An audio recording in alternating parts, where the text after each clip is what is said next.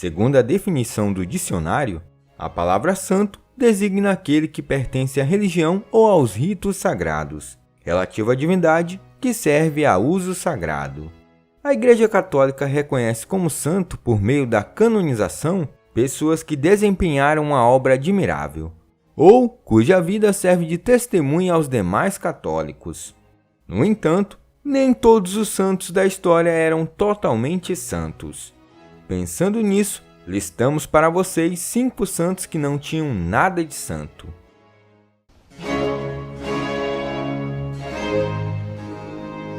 Começamos a lista com Santo Agostinho, ou Agostinho de Hipona, como ele é mais conhecido. Santo Agostinho é talvez o santo mais famoso com passado pecaminoso, o que é bastante surpreendente, visto que a sua própria mãe, Santa Mônica, era uma cristã devota. Ele é lembrado por declarar: Deus, conceda-me castidade e continência, mas não ainda. Ele rejeitou sua criação como cristão devoto para viver uma vida de hedonismo, entretenimento e ambição mundana. Nascido no norte da África em 354 d.C., Agostinho foi talvez o maior filósofo cristão da antiguidade. Ao longo de sua vida mundana, ele não tinha apenas uma, mas 2 amantes e um filho ilegítimo que abandonou com a perspectiva de se casar com uma herdeira. Ele viveu dessa forma por décadas antes de mudar de ideia, até que decidiu abandonar suas amantes e passar o resto de sua vida celibatário. Depois de se tornar padre, ele começou a relatar sua história em um volume intitulado Confissões, enquanto ensinava e divulgava a mensagem cristã. A teologia de Agostinho acabou se tornando um dos principais pilares sobre os quais a Igreja Católica acabou se firmando. Continuamos a lista com Santa Ângela. Ela foi recentemente declarada santa através do procedimento de canonização pelo Papa Francisco em 2013. Mas enquanto alguns santos mostram sinais de santidade desde a tenridade, Ângela era um pouco diferente. Nascida por volta de 1248 em uma importante família italiana, ela mergulhou na busca por riqueza e posição social. Embora fosse uma esposa de alto padrão e mãe de vários filhos, ela estava levando uma vida de distrações e nem pensava em cuidar da família. Até que por volta dos seus 40 anos, a mulher experimentou uma conversão e percebeu o aparente vazio de sua existência. Em 1285, ela visitou São Francisco, que apareceu a ela em uma visão, e pediu seu conselho sobre como fazer uma confissão geral. Uma confissão de todos os pecados da vida passada, ou de um período prolongado, em vez de apenas aqueles pecados recentes. Buscando a ajuda de Deus no sacramento da penitência, seu confessor franciscano ajudou Ângela a pedir perdão por suas ações anteriores e sugeriu que ela se dedicasse à oração e às obras de caridade. Infelizmente, apenas 3 anos depois, sua mãe, marido e filhos morreram um atrás do outro. Alguns sugerem que isso foi pelas mãos cruéis de Ângela, para que ela ficasse livre das tarefas domésticas e assim seguisse o caminho de Deus. Após a morte da família, ela vendeu todos os seus bens materiais e em 1291 inscreveu-se na Ordem Terceira de São Francisco, uma ordem franciscana secular, e fundou um grupo religioso feminino para servir aos pobres. A maioria dos cristãos conhece São Dimas por um nome bastante revelador: o Bom Ladrão. Ele foi um dos ladrões que foram crucificados com Jesus Cristo, e que ao reconhecer-se pecador e crer em Cristo, foi perdoado e recebido no paraíso conforme o Evangelho de Lucas. Junto com seu parceiro Simas, Dimas praticava o banditismo nos desertos de passagem para o Egito. Lá, a Sagrada Família, que fugia da perseguição do rei Herodes, foi assaltada por 2 ladrões e um deles a protegeu. Era o próprio Dimas. Naquela época, entre os bandidos havia o costume de nunca roubar nem matar crianças, velhos e mulheres. Assim, Dimas deu abrigo ao menino Jesus, protegendo a Virgem Maria e São José. Dimas foi um bandido muito perigoso da Palestina, e isso realmente pode ser afirmado pelo suplício da cruz que mereceu. Essa condenação horrível era reservada somente aos grandes criminosos e aos escravos. Quando crucificado com Jesus, ele perguntou a Cristo: Lembra-te de mim quando entrares no teu reino? Portanto, quando Dimas reconheceu seus pecados, Jesus o perdoou e prometeu que ele estaria no paraíso naquele mesmo dia.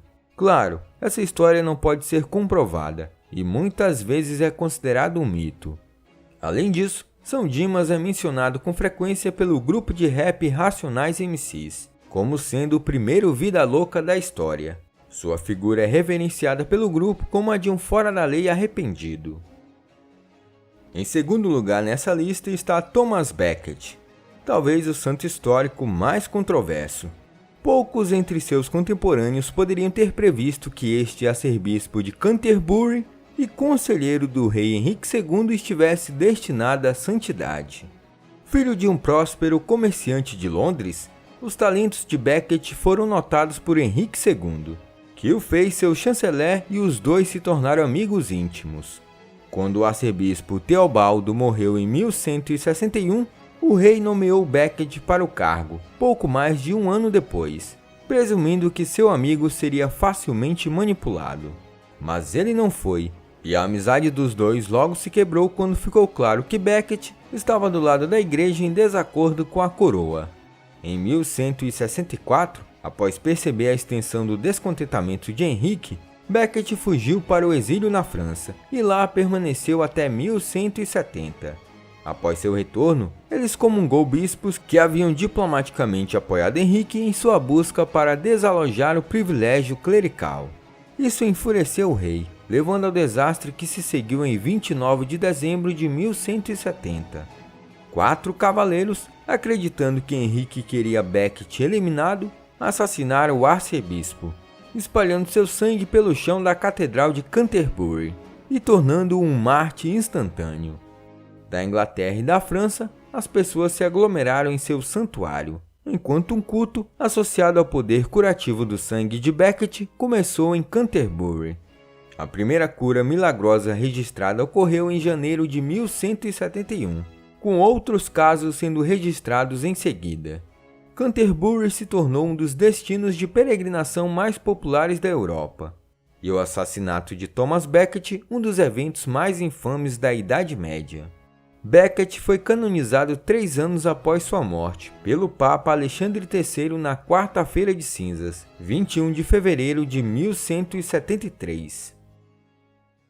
Maria do Egito nasceu no nordeste da África em 344.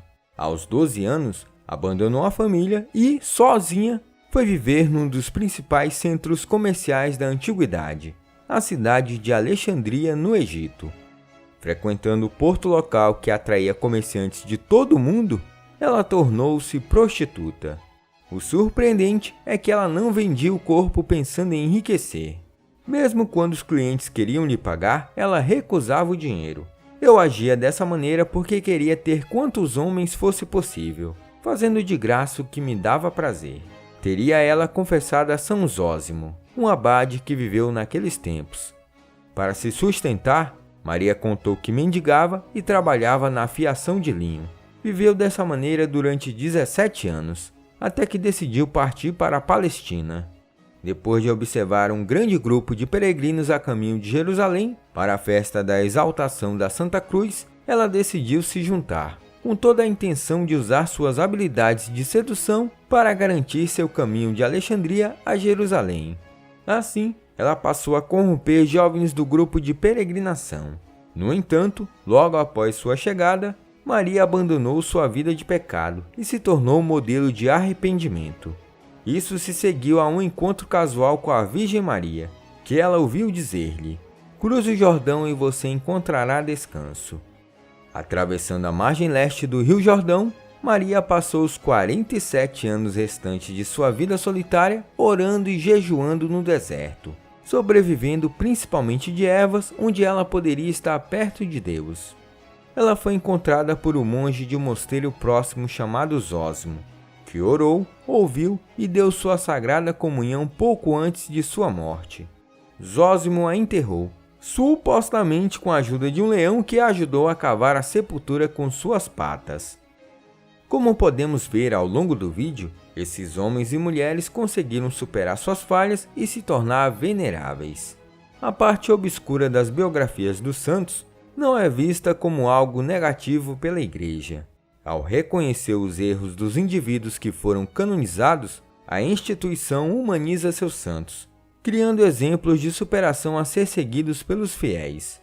Afinal, vacilar também faz parte da vida. Olá, eu sou o professor Danilo. Obrigado por assistir esse vídeo. Se você gostou, se inscreva no canal, deixe o like e compartilhe esse vídeo. Se você estiver pensando em ajudar o canal, você pode ajudar de 3 formas: tornando-se um membro, clicando no botão Seja um Membro aqui embaixo desse vídeo, apoiando na nossa campanha no Apoia-se, clicando no link do comentário fixado. No mais, é isso. Até mais!